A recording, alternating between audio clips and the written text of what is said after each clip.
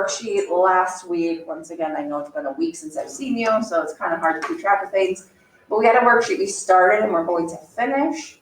And then just a few other problems we'll do in our notes, just for that. So let's do this first.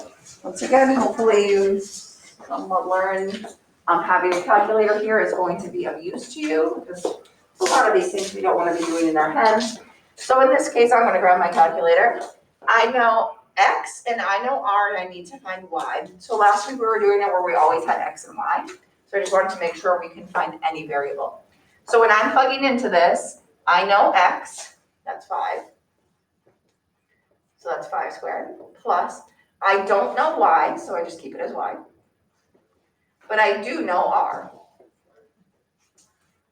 So I can see I was given 2 pieces of info, I plugged them in, and I need to find this third piece. So this is where you just have to do a little bit of simplifying. Feel free to use a calculator. We knew that 5 squared is 25. You can find what 13 squared is, it's 169. I'm going to do a quick subtract. So there is a little solving when you do these, but hopefully it's nothing too terrible. That's going to equal 144. And then reminder to take your square root to find your final answer, which would be Y is 12. So just as a different way to use that little Pythagorean theorem, we use X, Y, and R instead of A, B, and C.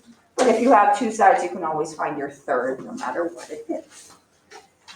Does anyone have a question with that warm-up? Okay, so can you please find this worksheet from last week? Excuse me.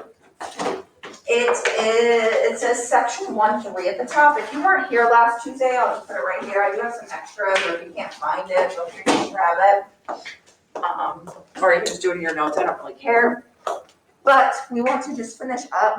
I think we needed to do number 4, and then there was like a little section below that we had to get done. So let me find mine, and I'm going to project mine because I'm going to be honest, I'm just too lazy to write them. Beautiful. So on the back, we are doing number 4, just to remind ourselves what we were doing last week. That's a good review. And then we're going to look at the bottom. Those ones are quick. They just have to do with different signs. And then we'll just look at one other type of problem.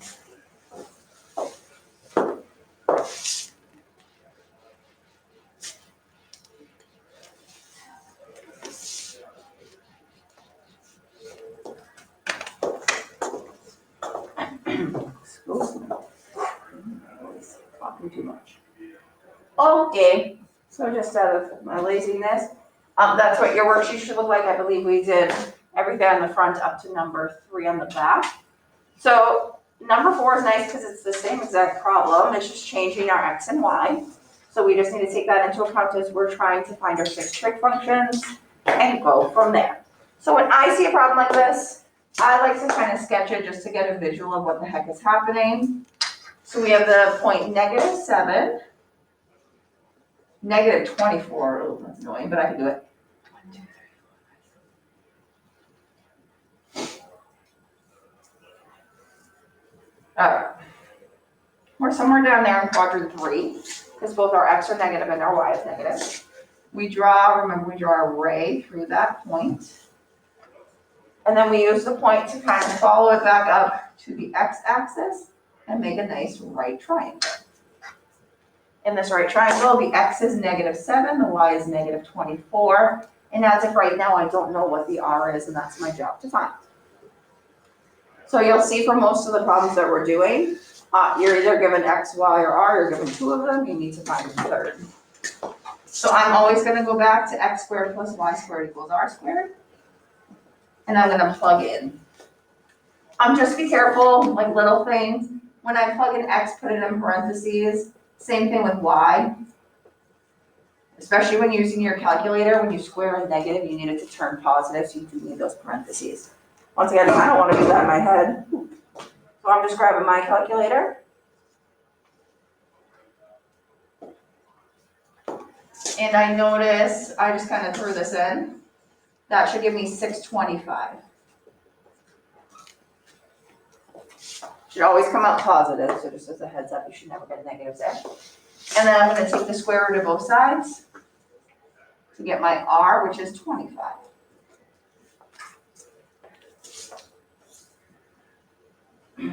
Hopefully you'll notice as we're going, like a lot of this class is just about labeling. So once you kind of find stuff, if you label, your life will be easier because then it's just plugging into a lot of formulas. So just as a reminder, X is -7, Y is -24, and R is 25. And those are the three main pieces of information that I need. You don't need to memorize these, and you can just kind of flip to the front of your paper if you forget them. But I'll remind you what the 6 trig functions are. Sine is Y over R. So it's been a week, you probably didn't remember that off the top of your head, that's fine. If you flip to the other side, it should be there. But now that I know Y and R, I can plug them in. So in this case, I would say that sine is -24 over 25. Cosine, just as a reminder from last week, is X over R. So I just look back, that's why I like to label it. It's all right there, I know where to look. And that would be -7 over 25.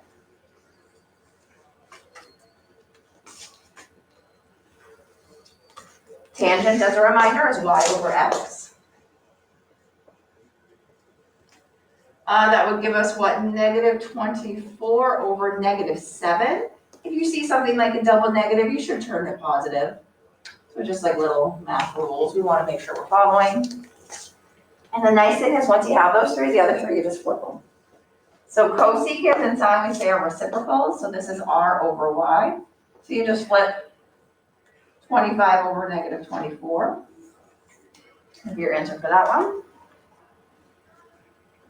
Secant is R over X. So that would be 25 over -7.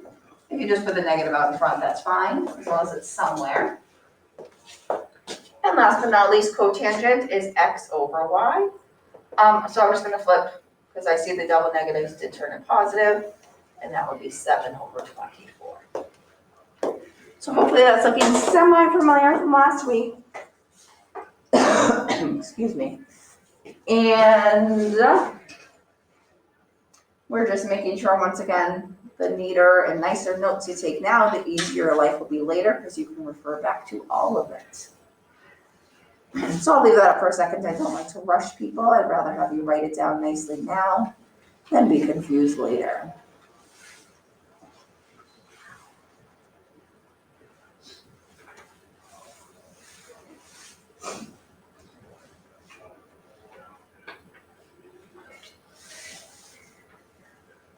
All right. So let's look at the bottom. The bottom is just some quick things that have to do with whether things are positive or negative. So we'll do a little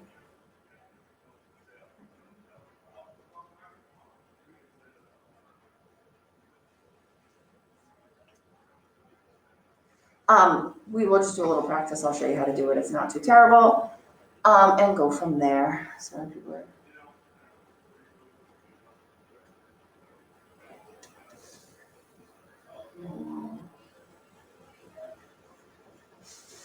Okay, so let's look. The setup's pretty quick. Once again, if you write it down, you can always refer back to it, which is nice. And we're just dealing with whether things are positive or negative for numbers, whatever numbers we're on, 5 through 10.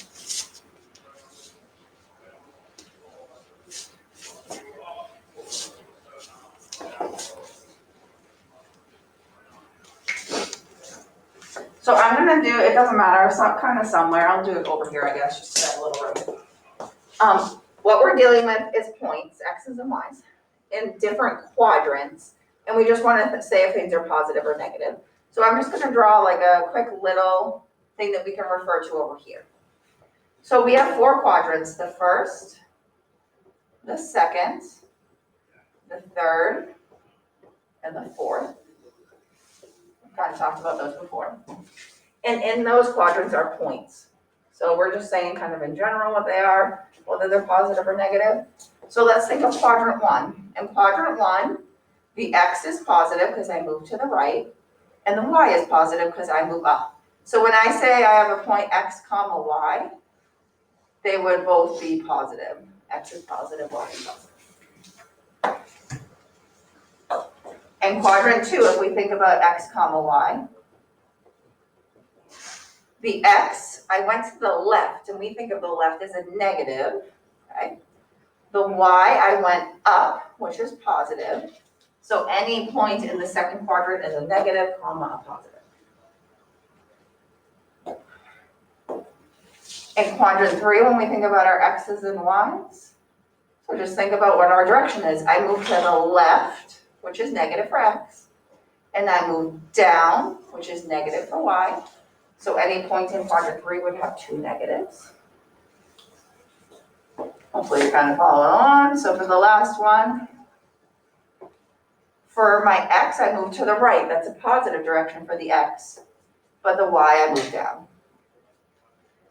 So I'm going to refer back to this as I'm doing these problems. It's going to be helpful just to have kind of the general info there, and then you can kind of see what I'm referring to. So I'll give you a second.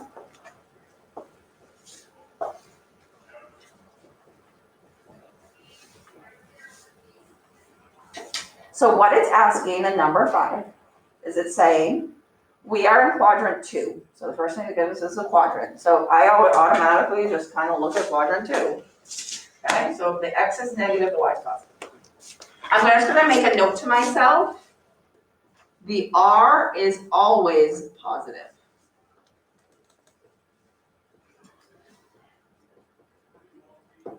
So it doesn't matter what quadrant it's in, where it is, r is always positive.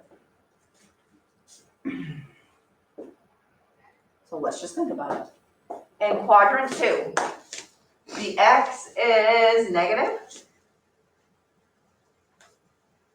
It doesn't matter what quadrant I'm in, r is always positive.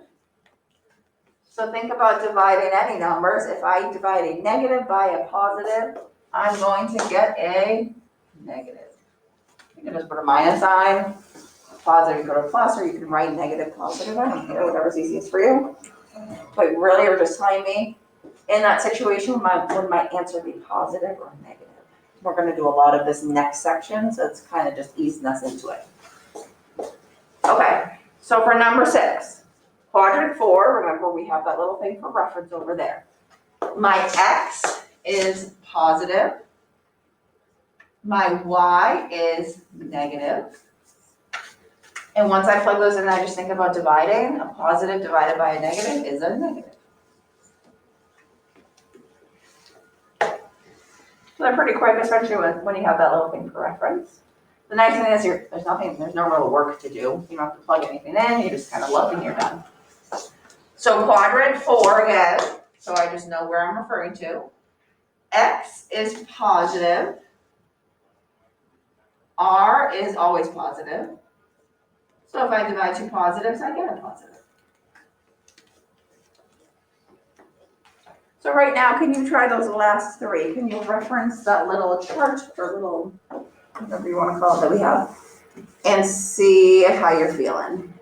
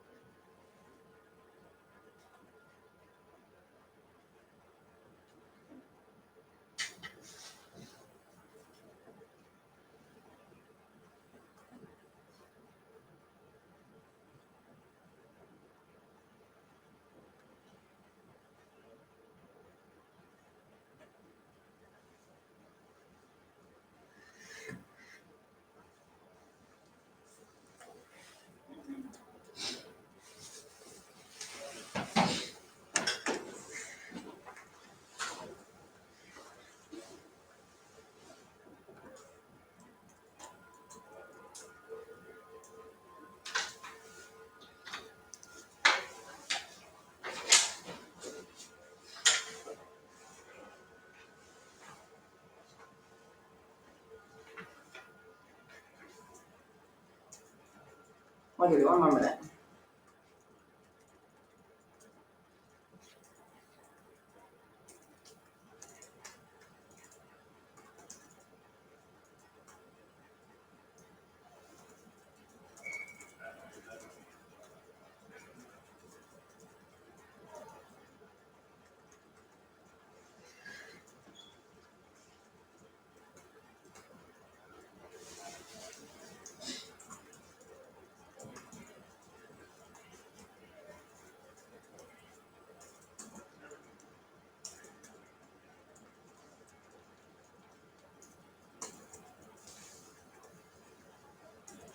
All right.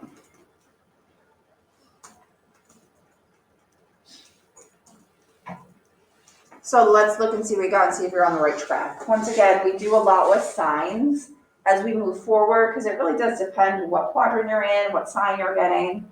It can get a little tricky as we add stuff on. So just getting the general idea will be of use to us later. So number 8, quadrant 1. The nice thing about quadrant 1 is everything's positive. So the R is positive, the X is positive, so your answer is positive. Basically always in quadrant 1, everything's positive. In quadrant 3, so kind of refer to your 3, the Y is negative, the X is negative. Hopefully you remember, negative divided by negative, that's always going to give us a positive.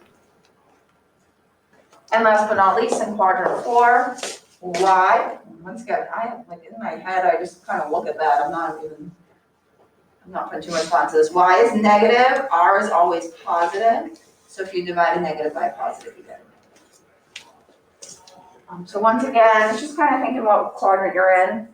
We kind of build on this as we go. But just as a reminder, as we do stuff, you can use your notes. So if nothing else, write it down now. Because maybe if I ask you something about quadrants, you can say like, oh man, didn't I write something on that worksheet? You can refer to it and not, hopefully, be too overwhelmed. Does anyone have a question with 8 through a 10? Okay, so what we're going to do is we have a few more problems to kind of finish up. You're just going to do these in your notebook or wherever you take notes. So you can kind of put that worksheet away. Oh, let me find my problems here. Oh, Mrs. Sherman, I was actually organized and put them back. I'm trying to show mercy on you and not give you on to terrible numbers. So give me a second while I find my good example here. Way too many problems.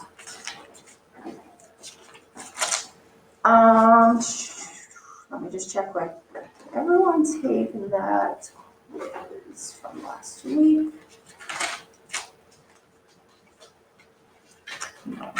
So we did.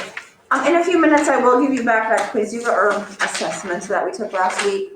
It was out of 59 points. So if you saw you got a 40, you didn't actually get a 40. You got a 40 out of 59. As we move forward, I would consider that more of like a quiz. We will have things that are like more of tests, so maybe more information. What happens is like if that one was out of 59, maybe if there's more information, so the next one will be out of 90 or 100. So just depending on the assessments, there might be more or less points, depending on how much it counts. Hopefully you saw. If it wasn't your shining moment, you forgot a calculator, you just blanked, I don't know, your life, you were having a tough day, it shouldn't have like killed your grade. It might have brought you down a little bit if it wasn't the best day, but it shouldn't have like brought you down like 50 points or anything crazy like that. So just keep track of that grade, make sure you're staying up to date with it.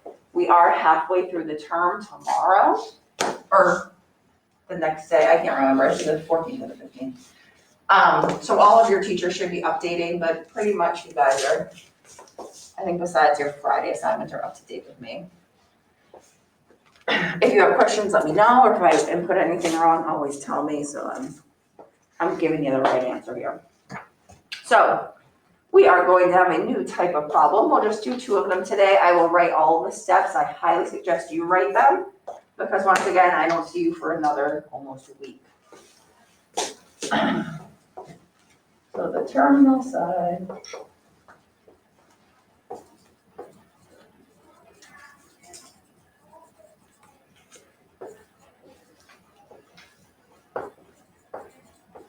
Sorry, just give me a second to write it.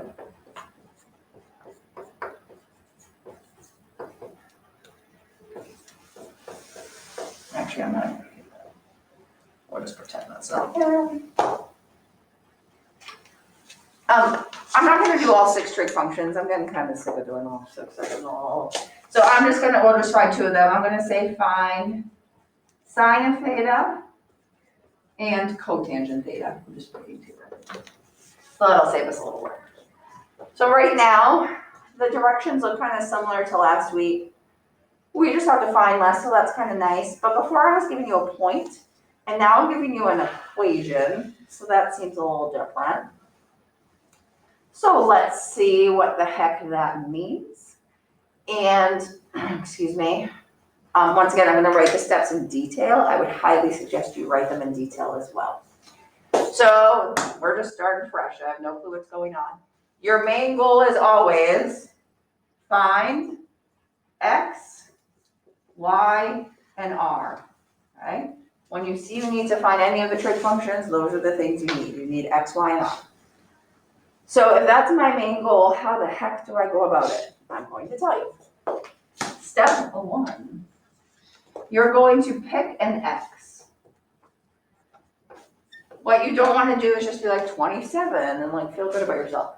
We don't want to make our life harder than possible. And sometimes if you just pick a random x, it'll give you fractions and it will be a big pain in the butt. So I'm going to give you a little hint as to what x to pick.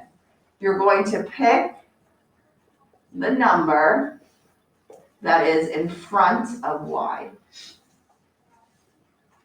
Right? In front of y.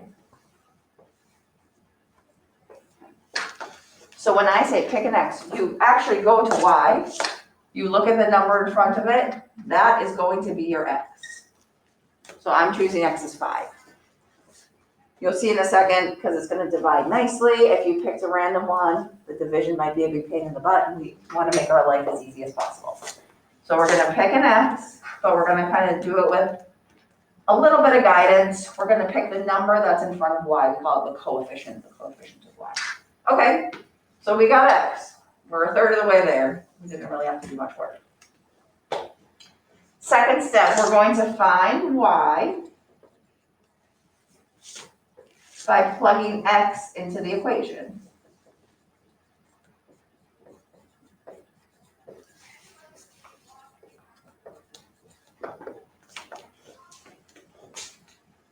Okay, so what the heck does that mean? Take this original equation,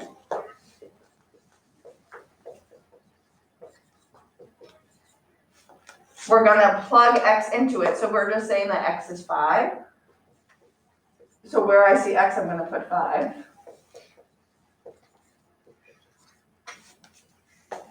And then we're just going to do a little simplifying. Negative 12 times 5 is 60, or negative 60, excuse me. And we're going to solve for y. We'll add 60 to both sides. I'm kind of running out of room, so I'm going to move over here. And then I'm going to divide. And y is going to equal 12. Okay, that wasn't terrible. A little bit more work. But just going back to some of those algebra skills, solving skills. So I'll leave that up for a second before I tell you one more step.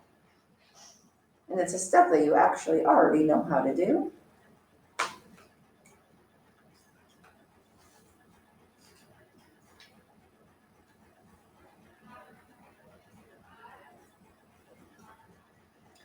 So, third step, because now I have x and now I have y.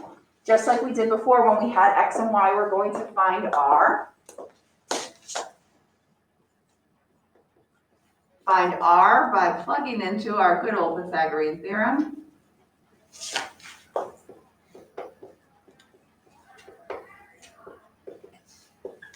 So once you have those two, you go always use that x squared plus y squared equals r squared. So I'm going to plug in, that would be 5 squared plus 12 squared equals r squared. I have no clue what that is. Oh, actually that comes out to 169. This one last period, so I have my numbers. Square root, feel free to use your calculator, nothing too crazy here. But now we have r, and we have the 3 things that we need. So just to save us a little work so we didn't have to do all 6, I just said find 2 trig functions. I said my answer is going to be what is sine theta and what is cotangent theta. So you can look them up, but just as a reminder, sine is y over r, cotangent's x over y. Once you plug in, you're kind of done. So that would give me 12 over 13 for sine. And for cotangent, I would get 5 over 12. I mean, if you wanted to find all 6, happy for you, but don't feel like you have to do more work. So that's that one. I'll leave it up for a minute and we're gonna do one more together. I'm just trying to find ones that aren't terrible numbers for you. And I don't know where I put my last worksheet here. Is this the one that I did?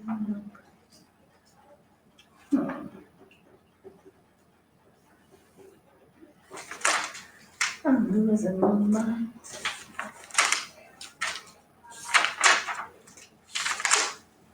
Is this it? Oh, Mrs. Sherman. No. All right, I'm just gonna have to go with one because I can't. Hold on, it was like the fun.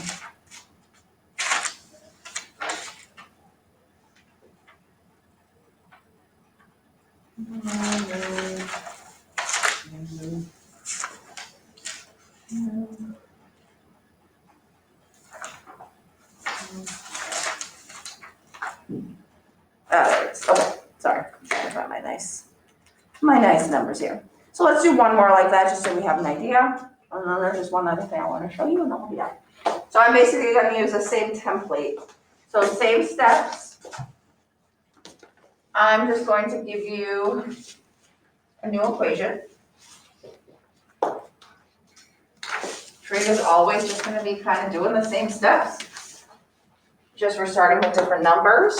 So I'm going to leave the exact steps up. So our new equation is going to be, where did I put it? 2x plus 3y equals 0. We're not going to find all 6. We're going to tell you to find, where are my tangent theta and secant theta. Okay, so that just saves us a few steps at the end. So let's go through the steps and see that we're okay. So main goal, I need x, y, and r. So first step, pick an x. Don't just kind of go in random. We're going to pick the number that's in front of y. So I look at y, the number in front is 3. My x is going to be 3. So I like that step because I already have one of the things and I didn't have to do too much work. Now I'm going to plug that x back into the original equation to find y. So I go to the original equation. Remember, this is x now, so for x, I'm going to put a 3. And I'm going to do a little simplifying and a little solving. 2 times 3 is 6. And then we do some solving. What is that? 3y equals negative 6. I'm running out of room here. But y is going to equal negative 2. You kind of noticed this happened last time. We had 5 and 12, and then it came out to 5 and 12.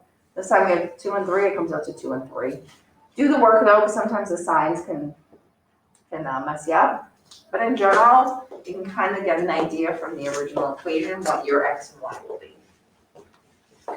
And then once we have x and y, we go back to our handy dandy Pythagorean theorem. We're going to do 3 squared plus negative 2 squared equals r squared. What's that? 9 plus 4, which is 13. You can use a calculator. So what I did want to show you is this is not always going to be a perfect square, and that's okay. We're just going to write that r as the square root of 13. So there's not much more we can do from there. There's no more simplifying. Okay, so we've done all the hard work, all of the finding of this stuff. And now we're just going to give our answer. We need 2 things. Tangent, so I just picked 2, and secant.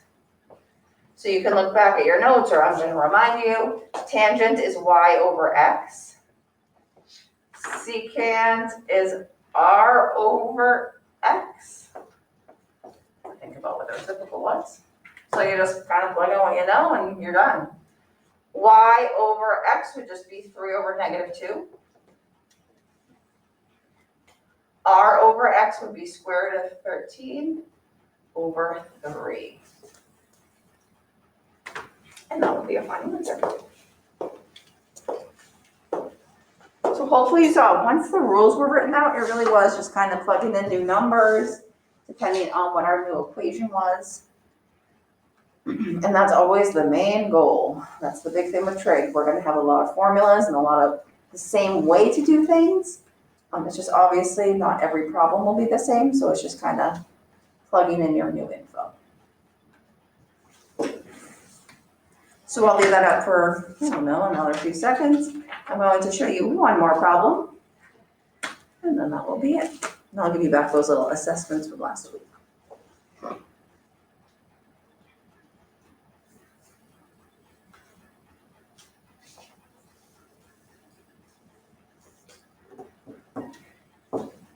Does anyone have any questions before we do the last problem? What do you, like, you just pick a random number for x? Don't pick a random number, but you are just picking an x. But just to make your life easier, always pick the number that's in front of y. That's why I did this little thing. So see how in front of y there's a 3? That's why I picked a 3.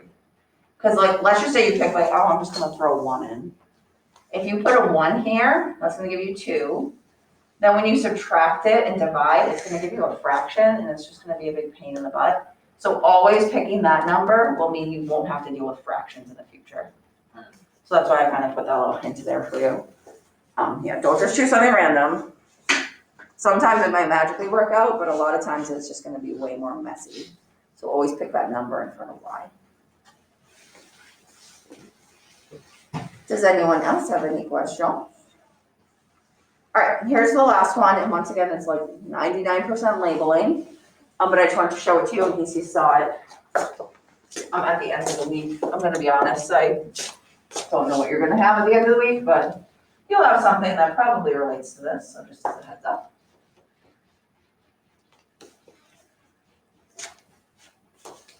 Let's see, where do we want to go? Sine is going to equal what sine y over r.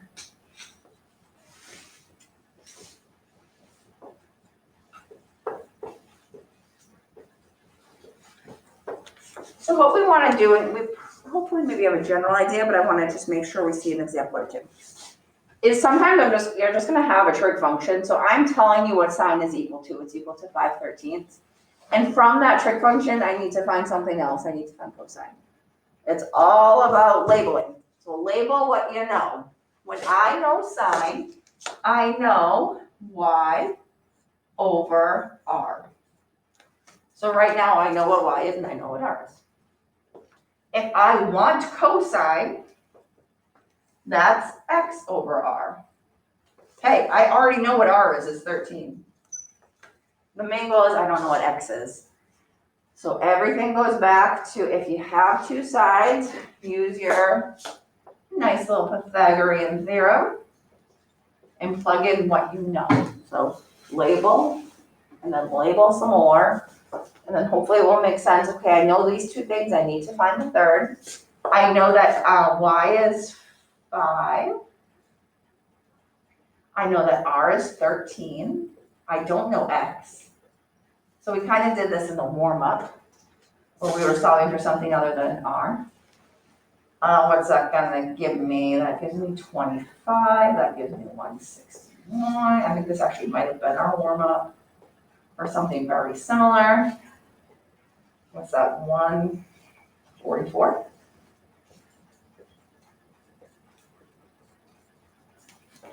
We found that what x was, and then once I know x, I just throw it in, and I'm done.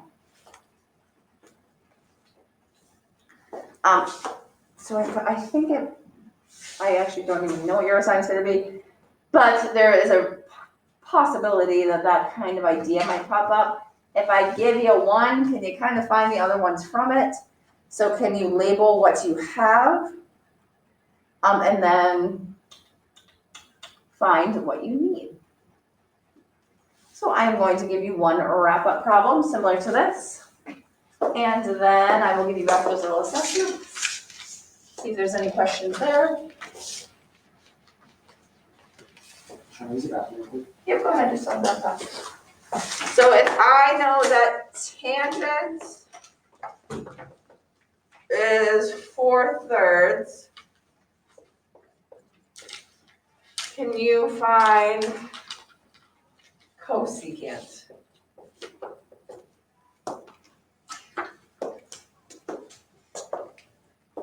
So first thing you need to know is, well, what are the ratios? What are the fractions? So feel free to have that worksheet out from the other day. They're all on there.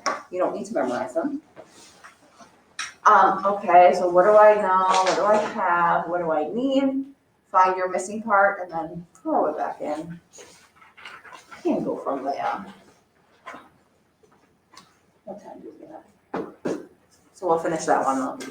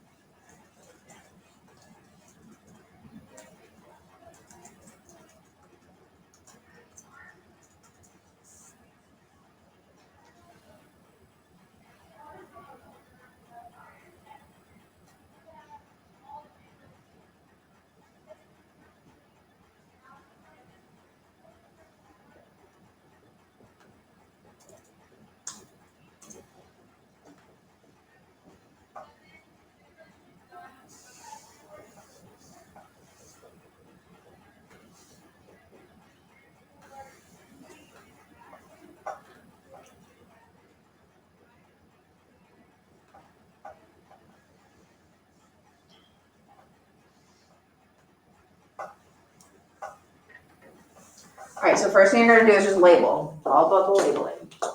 Tangent is y over x.